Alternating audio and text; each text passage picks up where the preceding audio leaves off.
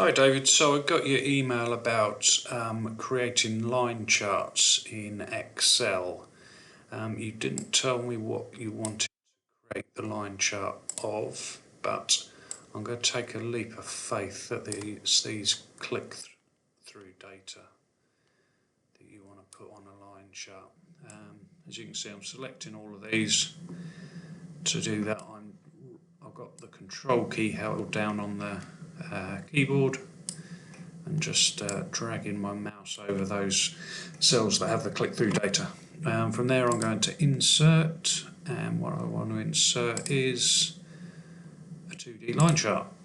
So that has dropped my line chart on there. From here there's all sorts of kind of playing around you can do, including putting labels on the lines, etc. Most of that you'll do by right clicking and select data. As an example one, let's edit that. We want the series name, let's give it that cell value, or you could just manually type something in if you want. And you can see down here it's giving it the relevant label. Okay, edit. Click that. Yeah, and like I say, it's changing the information down here to make it a little bit more meaningful. So okay that. You can also right click on this and well, you can change the chart type if you want.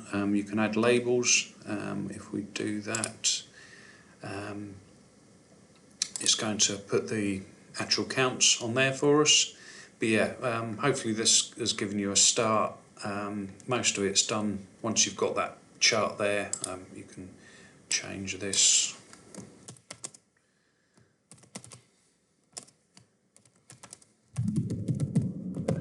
Yeah, just kind of click around and you'll probably find the way. If you get stuck anymore, then give me a shout.